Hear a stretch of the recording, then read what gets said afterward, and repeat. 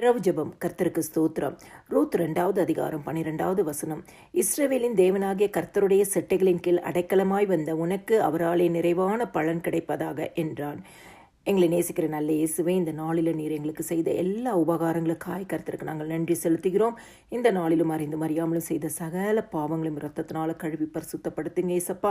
அதிகாலை எழும்பி பாடி மகிமைப்படுத்தி இந்த வேத வசனத்தை தியானிக்க கிருபை கொடுங்க. காலை தோறும் இந்த கிருபைகள் புதியவைகளாக இருக்கிறது. ஒவ்வொரு குடும்பங்களையும் புதிய கிருபையினாலும் நன்மையினாலும் நிரப்புங்க இயேசு சுவாமி. அப்பா, இஸ்ரவேலின் தேவனாகிய கர்த்தருடைய செட்டைகளின் கீழே வந்த உனக்கு நிறைவான பலன் உண்டுன்னு சொன்னீங்களப்பா. இந்த நாளிலும் உடைய செட்டையின் கீழே இருக்கிற ஒவ்வொரு குடும்பங்களும் இந்த இரவு நேரத்தில் இந்த வசனத்தை கேட்கிற ஒவ்வொரு குடும்பங்களுக்கும் ஆண்டவரே, நீங்க அப்பா ஆண்டவர் நிறைவான பலனை கொடுப்பீராகப்பா.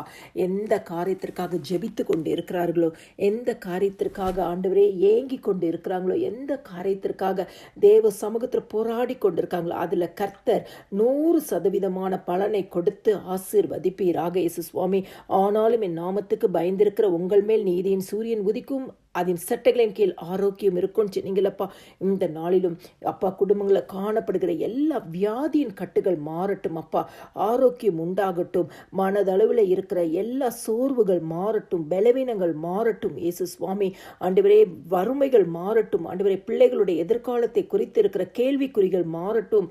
திருமண தடைகள் மாறட்டும். பிள்ளை பாக்கியங்கள் ஆண்டவரே கொடுத்து கர்த்தர் குடும்பங்களை ஆசீர்வதிப்பீராக.